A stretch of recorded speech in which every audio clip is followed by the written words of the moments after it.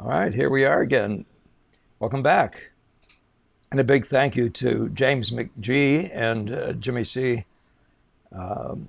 Much appreciated, guys. Those donations, hugely appreciated. And just mentioning, we are also about to launch a building fundraiser, and I just got from another one of your friends, your colleagues, your countrymen, a beautiful donation in that cause as well. So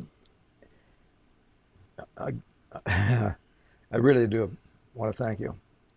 All right. So you probably, according Jimmy, our question today is from a Jimmy McKay, with a K. He says you probably already have a video comparing and contrasting the Boston School approach with that of Sargent and Carolus Duran. But if not, what would you say are the main points of departure? Yeah, I don't have one, I don't think, specific to that. I have Sargent in the Boston School, which, if you haven't seen it, I would suggest you go over there, because that's a good place for you to see those distinctions between the thinking of Sargent and what the Boston School guys are trying to do. And I think it's pretty clear in that tape. So, but Carolus Duran, that's a different question. And there are two different items you guys have probably found online that are fairly easy to see. One describes it's from a witness who's describing a demonstration he did. And the other one is by a student, R.A.M. Stevenson. Both of those are things you can find fairly easily, I think. I shouldn't say that. I don't actually recall where the Stevenson commentary comes from, unless it's in the book on Velasquez that I talk to you about so frequently, or, as connect you with, because he talks about this other approach that he was taught by Carolus Duran because of their direct descendants of Velasquez. They're, Duran. So that's the connection between us, is that Duran has his eyes on Velasquez.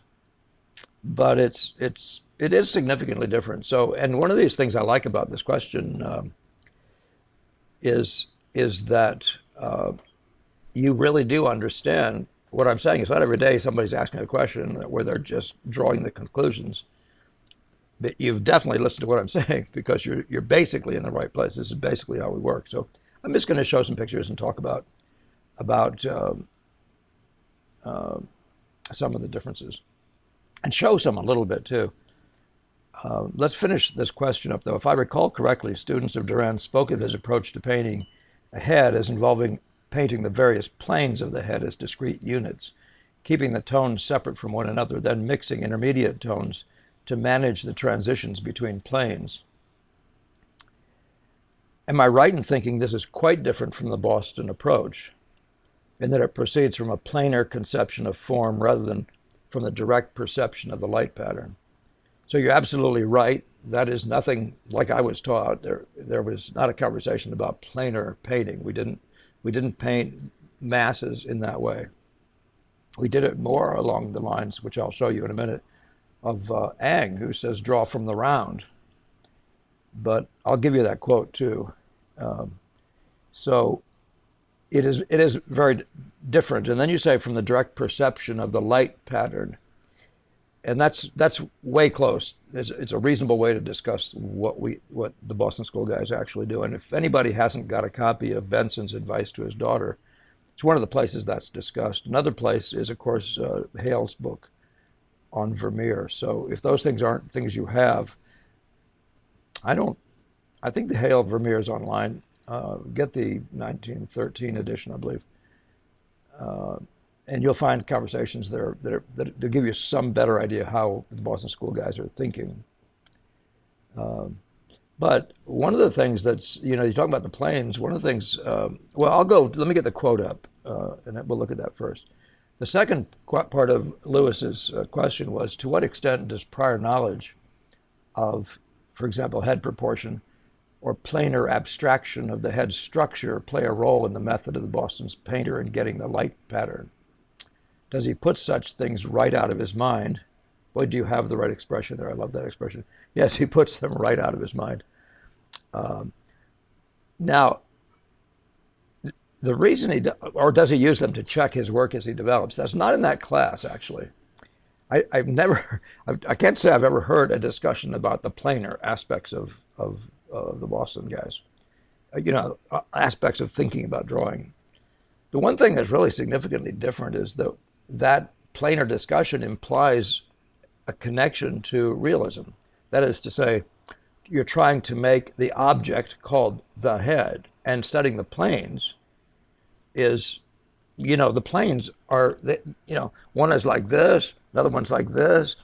There are planes all over your face, and they're not flat on the picture plane, right? The picture plane is one. And so that idea of finding things going in is counterproductive. So would be right. You put such things right out of your mind. You just see the patterns in a two-dimensional way. And yet, so value changes and things like that may be a product of planar stuff, but we just work straight up with color values. And sometimes they make larger shapes that have fairly discrete endings, and sometimes they don't. But we actually, you're going to find in what I show you is here that we actually work from the round, much more like what you'll see with you'll hear in the conversation of Ang. So let's get on with pictures. I know that's all you want here. That's what you really want, I should say, right? I wish I could blow this up a little bit. This is the R.E.M. Stevenson quote that he's talking about, so I think it's worthwhile for me to read it. I wonder if I can blow it up. I guess I can't. No preparation in color or excuse me, Mr. Producer, you can show this. Okay, I'm going to stuff my face in. No preparation in color or monochrome was allowed. And by the way, before I go any further, if you're hearing a fan noise, it's going to be there because it's one real hot day. I have myself slightly prepared, but we do need the fan. So just saying, okay. All right, so no preparation in color or monochrome was allowed, but the main planes of the face must be laid directly on the unprepared canvas with a broad brush. Those few surfaces, 3 or 4 in the forehead, as many in the nose, and so forth, must be studied in shape and place, and particularly in the relative value of light that their various inclinations produce. They were painted quite broadly in even tones of flesh tint and stood side by side like pieces of a mosaic, something you hear in the Boston School conversation, without fusion of their adjacent edges. No brushing of the edge of the hair into the face was permitted, no conventional bounding of eyes and features with lines that might deceive the student by their expression into the belief that false structure was truthful. You must make a tone for each step of a gradation. Thus you might never attempt to realize a tone or a passage by some hazardous, uncontrollable process. So that's the description that R.E.M. Stevenson offers. And these are some images, Sargent and Carolus Duran. You can see there's a certain tendency of it to be, as it were, planar on the contours. There's a sense that angle, as opposed to a long fluid line. And by the way, that might just as well have been that, but I'm saying that's one of those things you're going to see with planar thinking. It's not going to be just about the plane here versus a different plane here or another plane over there. So I'm doing this at an angle so you can see that I'm implying an inward movement or a downward movement, but inward into the canvas thing. And it's not good thinking. You have to be, now it wouldn't bother me that anybody works with those planes as long as they're two-dimensional, their thinking is two-dimensional. But I'll tell you what we do in just a second. But nevertheless, you're seeing, in this case, Sargent as a student, and Stevenson talks about this particular picture. And then this one is obviously planar, and the picture is very angular feeling and stuff. And that's sort of the residual, inevitable almost of angular thinking, of planar thinking, that there's going to be a certain tendency toward the angular. Doesn't have to end there. And Sargent isn't noticeably angular, is noticeably that way here, but in later pictures it's less so. But their idea is that you're going to lay down some sort of a value unit here and a value unit here, and not even connect them for a while, just plunk them on. And it's rather, this what you see in Harold Speed. The the explanation of it sounds like what's happening here. You can see the orientation around the planar. It's in the. He might be the source of the construction sort of thinking, construction method thinking, but that is the planar. All these planes, all these angles. So in the outer contour, those are inevitably, rather, shall we say, planes. And then when you start talking about value units, you're talking about, the difference between this value and this little one here being planar discussions, and this one's a different plane. Do we need to know about planes, or do we need to know about value units? So you can see in my title, what we do is we talk about value units. And by the way, I say we, I'm a derivative of Boston School, but I can't prove some of the things I'm saying. They weren't taught specifically. But the fact is I found myself using their aphorisms and all those sorts of things. And as I got further and further in, I began to understand better and better what they were really saying. Now, if you look at the left one, though, this would be just the opposite. This is drawing from the round. So his idea is to, first of all, to draw long fluid lines, not a bunch of angles, and then to model the egg. That conversation. It's a standard thing. And when you see the data down below, the unfinished data, you'll see that it's very it doesn't sit in a sequence of angles. Don't ever underestimate how important angles are. And don't ever think I do or the Boston School guys do. Angles are hugely important. Everything from the angle between these 2 points here to any other sort of an angle. The angle, there's a bunch of angles all through here. And any particular place along the way, the angles that are associated with that line has to be right. But that doesn't mean you have to draw from angles. But you do have to be aware of that. You have to be aware of the long angle of this. And you have to be aware of every individual angle as you go around. And yet we still don't work from a planar, like an angle cutting model. I'm just giving you that as a characteristic difference. So Ang says, to arrive at beautiful form, one shouldn't proceed by a modeling that is squared or angular. Presumably he saw what Carolus Duran was doing, and maybe a couple others, or maybe Speed even. One must model round and without apparent interior detail. So that's pure Boston School thinking. We work from the greater to the lesser. Hale's conversation, I can't point you to the exact page, but he says we work from the greater to the lesser, from the majors to the minors, to the major form, the skull, the great egg, simplistically put, the egg. And then beyond that, the multiples of subplots and all those sorts of things. But that's modeling in the round as opposed to modeling by plane, by plane, by plane, by plane, and pulling out somehow, making the round out of it. And I've tried it both ways. I do find it way more amenable to unity to have the round first. But we never go weak on the planes. And I say that meaning we never go weak on those joints where two values meet and make a fairly distinct shift. Like you'd see in the angle here. You never go weak in places like that just because this was round to start with. There's still going to be powerful joints in places like that without building them up first into a series of whole. And I'm not a big fan of having big piles of many things, and then trying to pull unity out of it. I'd much rather have a unified grand thing, like the great color of the head. This is what I've found, that the color of the head, that great note as it relates to all these other notes, is far more important than all these little guys, and they're going to cause a major distraction. By the way, so many demonstrations of just heads, they can be effective, but if you're trying to lay in an impressionist painting or portrait or something like that, and you need to get the canvas covered, that's my standard, is to get the canvas covered so I can judge of the composition and the color scheme and all those things at the end of the first day. So that does require me to be big in my color relations, in my forms and all that stuff. And I'll show you some images of my work, and you've seen them before, but it's fun to have them in this kind of a context. But what you are seeing here, though, is the tendency. These actually feel, as it were, angular just a bit. And now you could say, well, that's just an interpretation of a guy, and that kind of suit looks like that or whatever. That's fine. But it's in the method as well, and you'll see it in some others. I'll show you those as well. Where Ang is really living on that sense of the fluid roundness, and that gets into a whole other discussion with the Boston School, the sort of the idea of working from what I call the joints and the rollers, right?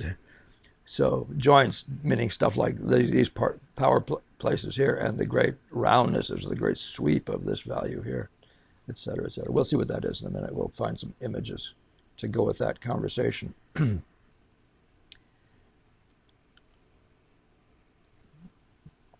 This is just a place where you can actually see Ang doing something that, if anything is going to be angular, it would be this one. But he's not oriented to angular drawing. He's oriented to a different kind of drawing. But this is a nice example as well, where you can see that he's about round forms, and he's about long, continuous, fluid lines in the lay-in even. And you can see parts of this are, very, very preliminary in a sense. So let's keep coming. And so in this one as well, there's no sense whatever of the planar thinking in this thing, but his planes are there. But everything you'll see in his work is based on the idea of the round. Working with always that sense of the round. And I show you this Degas for that purpose, or even the drawing down below. See, these are not angle. That's very different from the look of that of that speed that I showed you just before. I meant to get some hands from speed, and I didn't do it. Sorry about that. But you can see the marvelous attention to the roundness, and you can see the influence on Degas is very much the same. This is not built up out of angles, even though angles are always a crucial thing to get right. So Degas, of course, was a major descendant. Ang was a major influence on Degas. But this is so these two on the right are Degas. I picked this up. This is speed.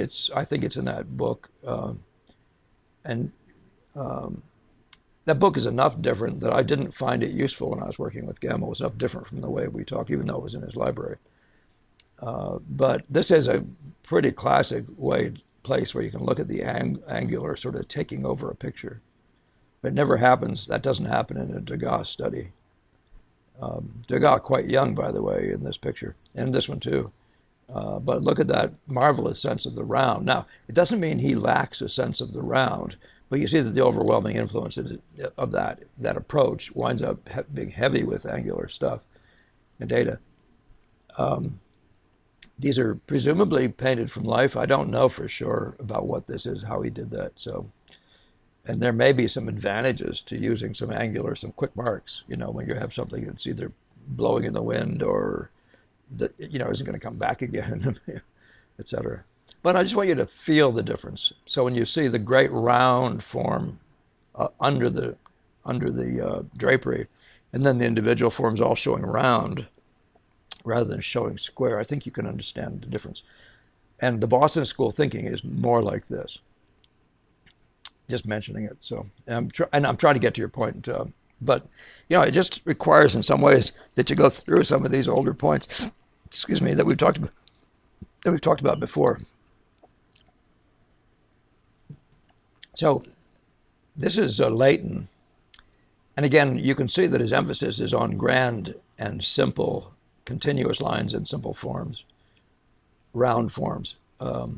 Nobody's bad at angles. These guys, by the way, this is Millet. Two of these are Millet. Millet is great at form, but you can see there's this tendency to almost to carve it out of wood, that's one of those things that goes to the planar mindset that doesn't appeal to me when I see nature in front of me. By the way, I don't choose it for stylistic reasons. I choose it for truth reasons. So I find that the other approach is more like nature than the, and in the various stages of its evolution before your eyes in your drawings and so on.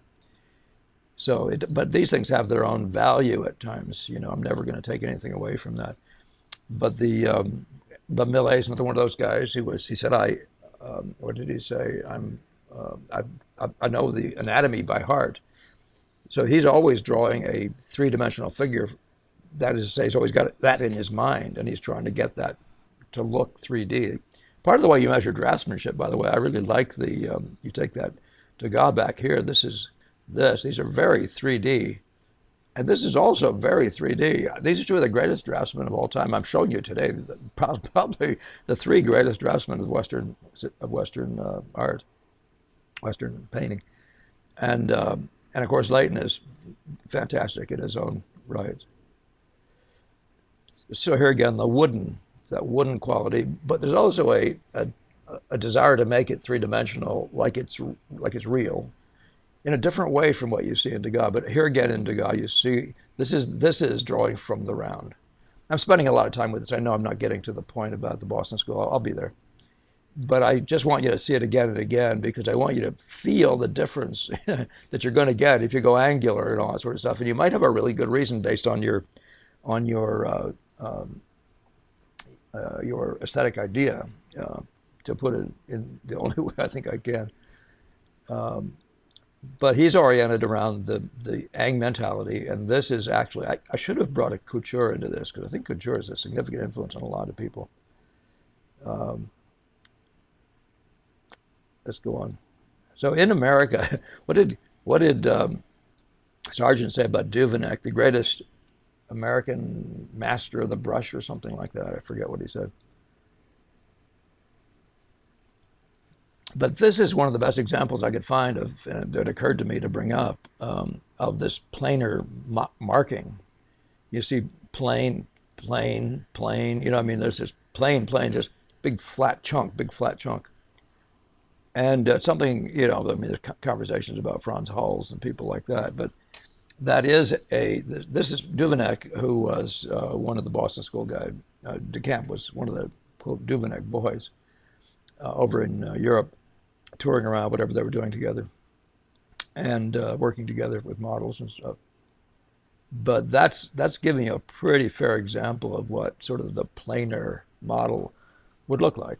And it has, as I said, it has that burden of that way of working. You have to push it and push it rather. And one of the things I see in the Boston School, and I prefer in my own work, is not to have to do that, not to have to fix something, but to actually have it steadily looking generally like what's there. This one on the left is a really nice example of that. This is actually without any internal stuff or turning it into wood, this is very evidently a young woman standing out in the sun. And this is now, as you can see, this is painted actually by the spot. And it's kind of an interesting question when Tarbell says painting by the spot, in like a mosaic, when he's talking to, in that essay called 24 Sittings with Edmund Tarbell. Ask me for that, by the way, if you want me to send it to you. You have to email me and request it. I'll send you that. But he talks about working like a mosaic, putting down every color distinctly and leaving it, and leaving it like a mosaic. But to be precise, I don't see, except in these works here, I don't see his work being, as it were, mosaic-like. But this is what we really are winding up doing. This is a Boston School start. And you can see it isn't operating from the planes, it's operating from a combination of, shall we say, other things. The significant thing I'm trying to point out, though, is this order of visual. So there's the power edge here and the light effect and all that sort of stuff. But it's based on light. So the drawing of this mass, it has planes. This is a value. That's a whole other value that could be said to be a discrete plane. And here's another one. So that they're all there. But it's based on the idea of the general impression and value units rather than planes. Okay? So what you're going to wind up with, if you get this value unit distinct from this one and both of them distinct from this one, you're going to wind up with a dress going like this in space, right? And that's one of the most amazing things about the way we work is you get the third dimensional without trying to somehow carve it out of wood, to actually try to express planes for their own sake. You get these shapes of these value units, right? You get what happens at their joints where they meet this and where they meet this, right? And before you know it, the world is whole in front of you. The visual impression comes together and it becomes very three-dimensional. As surely as the other method does, right? But it stays still much more in a planar, and I think what I call it, a more truthful way. A planar, I don't mean that. In a two-dimensional plane, it stays in that plane, like this, your eye has that the whole retina is, so the image just sits there. It doesn't have any 3D-ness. And they keep going for that. The innocent eye is such a big, big thing. That what you said at the end there, Lewis.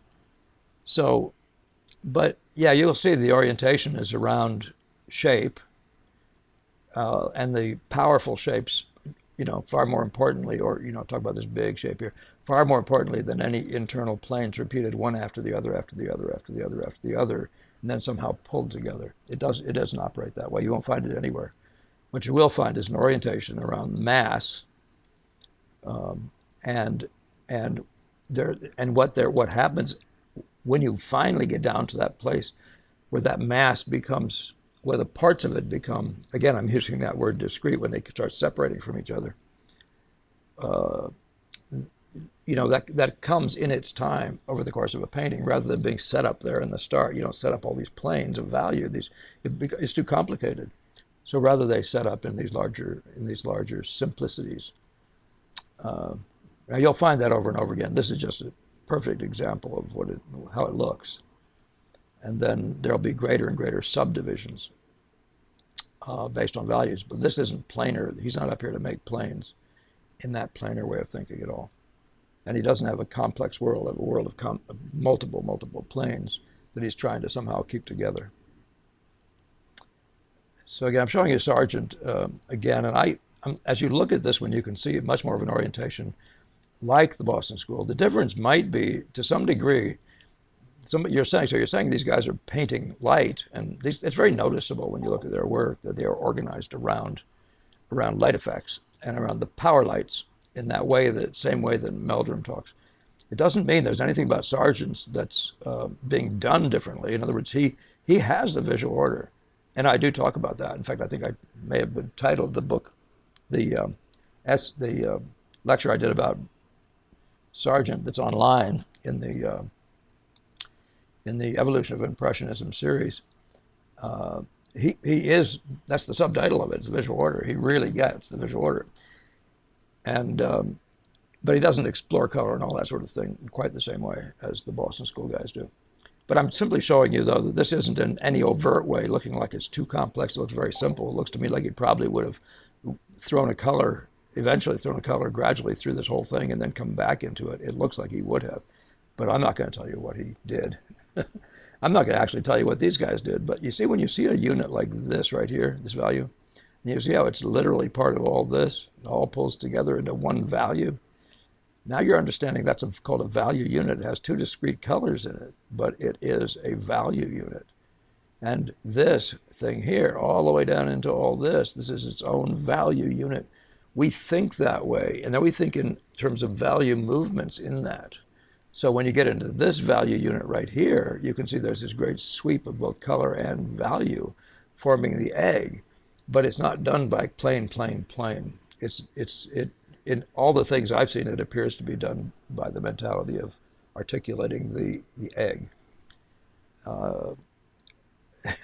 These are my guys. I assume that I'm right about this. But by the way, if anybody actually sees one where that's arguable, I'd love to see if, because one spends one's life, drawing conclusions, and sometimes you haven't seen the whole body of work that might,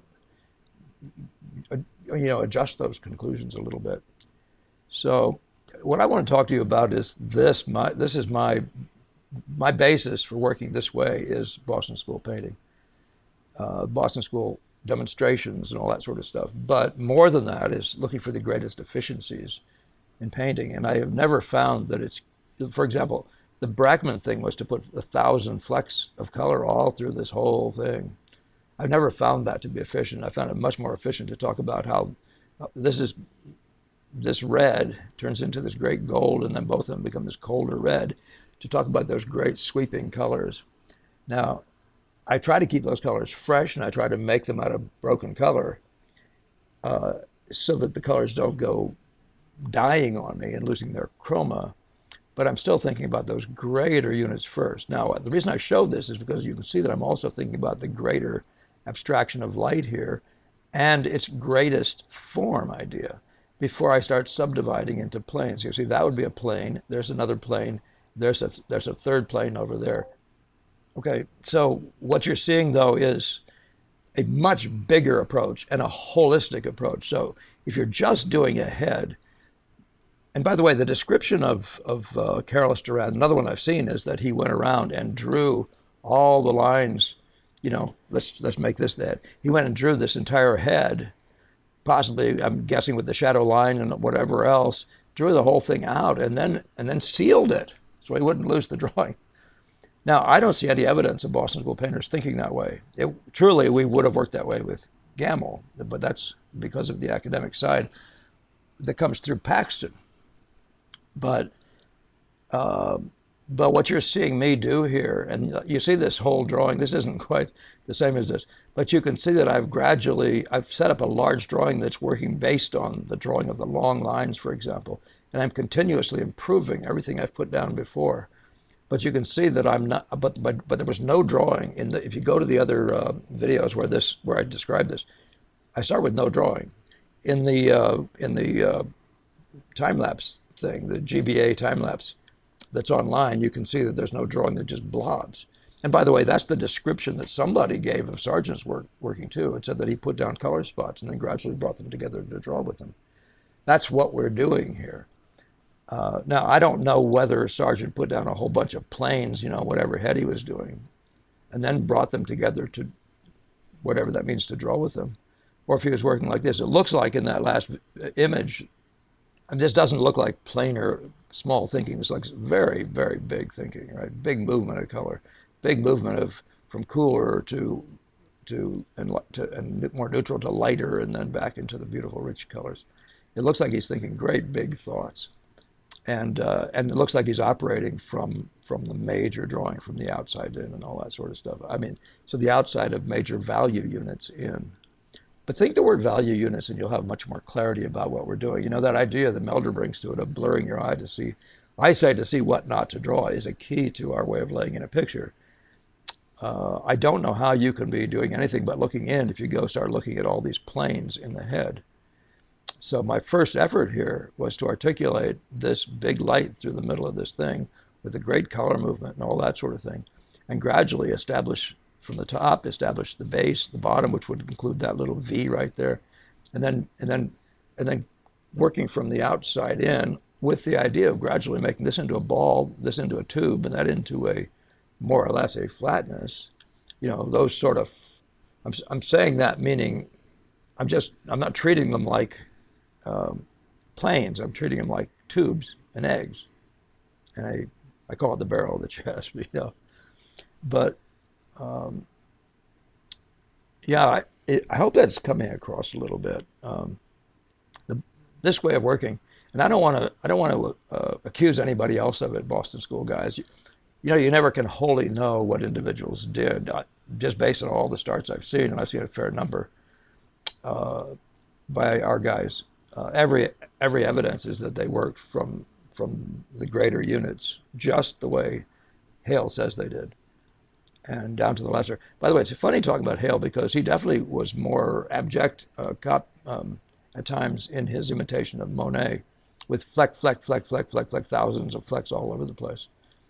You don't see that anywhere near as much in a guy like DeCamp.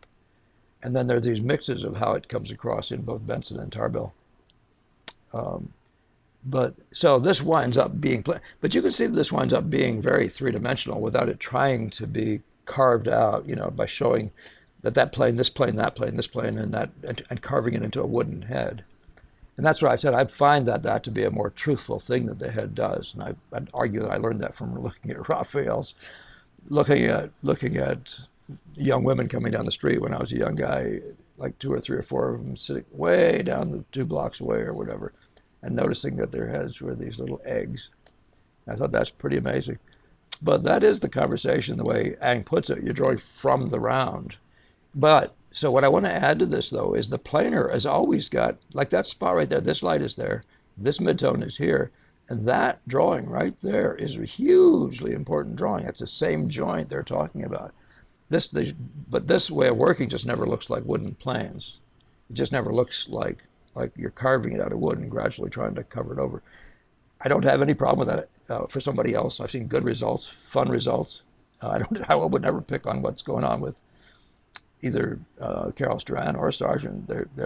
So don't think of this as a judgment on anybody or a negative. I'm just saying the question is, does the Boston School work that way? And neither one. No, it doesn't, and I don't. Having been that long student of their thinking with the idea of finding best practices, I find the best practices are closer to this than it is to the planar stuff. And probably I should leave it at that. Let's take that famous last look review of the question again, because I may very well have left something out that I could attach a picture to. So here we go. Do appreciate this question or this point, Lewis, and I especially do appreciate that you really are grasping what I'm trying to get across. You probably already have a video comparing it. I don't have that, but if not, would you say what are the main points of departure? I think I've handled that by talking about the round versus the plane, and I get the sense even in Carolus Duran's there's a little more of a formulaic structure in the color thinking. That he's more getting his effects based on values than on the combination of values and chroma and all that sort of stuff in this fulsome search for truth. That is a kind of a significant difference. His pictures always look a little bit, I'd like to say skin looks a little bit formulaic. Don't like that Sargent, I didn't show that here, did I? That Sargent study of Carolus Duran. Yeah, there on the right, yeah. But that's the thing that struck me immediately as a student, that these, the color notes through here look, or even in this one, the color notes look almost generic. And that is a very serious distinction between Sargent and the Boston School. And I have pointed that out, and I do it in that video that I'm recommending you watch about Sargent and the Boston School. That the Boston School is actually in a Monet-like search, and for everything, for the color, just everything, all the drawing, all the color, all of it at once, but the truth of nature in front of you as what you might call a pure impressionist. A lot of methods can be used to get out a portrait and stuff like that, you know what I mean? But the orientation the Boston School has around the beauty of that holistic impression, which has it's significantly color beauty, form beauty, compositional beauty, just all sorts of things, and every kind of relational thing. Where that complaint came in from Tarbell saying about Sargent saying he's painting a portrait of somebody and he makes the wall just flat gray like house paint, and that's a distinction. He's saying, what's he doing? Well, there's a painting, if anybody ever gets a chance to go see it at the MIT Historical Collections in Boston, just across the river from Boston, across the Charles River. But there's a painting there, a portrait, a very sort of what you might call an innocuous portrait by Joseph de Camp. And it's the most astonishing portrait I've ever seen because of that commitment to color movements that are being produced by a wall shifting values. The whole light that's coming into his studio, it appears he's got a brick wall and then the blue sky, and it's going right through his sitter. I've shown you that before with the blue cup, Joseph de Camp and the blue cup. You can see the wall color shifting, and you can see the same thing happening through the face. It's the most astonishing thing I've ever seen in a portrait, but it does clarify the distinction that they're always, at some point, that really is the largest, even though when they're doing portraits, there's always this honesty to the holistic search, That feels very different. So that's a good point to take off on. If I recall, so then you understand the, So again, as I said, if you do that thing with the Tarbell, if you ask for the 24 sittings with Edmund Tarbell written by one of his sitters, you'll get what he says, Tarbell said to him about the way we think, the Boston School thinks. I've never been able to put what he says to work precisely. So it may be because something else is going on in their background that I know nothing about. That mosaic thing comes up again in the Chardin, a biographer of Chardin as well. So to what extent does prior knowledge of head proportion, planar abstraction, of the head structure play a role in the methods of the Boston School in getting the light pattern? I think you're right that there's not one contributing factor. But, I would never say knowledge of any kind isn't useful. It's just that you don't let it lead. But it can be that, just as you say it, you've picked that up from me, I think, and I couldn't agree more that there's so many ways. So in a sense, if you don't know perspective, you're not going to have it. You're not going to have a sense that that's just not right. I know perspective. It doesn't work that way, and those sorts of things, those kinds of things after the fact. But that's always going to be there no matter what. I don't know the planar qualities of the head. Those are real things. They're not unuseful, but they'll take you into presumption rather than working with a fresh eye all the time. And that's the thing the Boston School seems to be very, very conversant with, coming in fresh every day. Part of the conversation, don't come in with ideas. come in and just look at nature, let nature lead. Okay, I think I'm done. Thank you, Louis McKay, for that question. And again, I thank you all for your liking, sharing, for your comments coming in. Keep it keep it happening, and do continue to let me know what else I can cover for you. I know that our biggest hits, as I said before, are, if that's the right word, are on the subject of how-tos. So if you want to put more to me, I do mean to get those two out yet that I've been telling you about, and we'll get to it. All right, I think that does it. So I'll see you in the next one. Have a great painting week.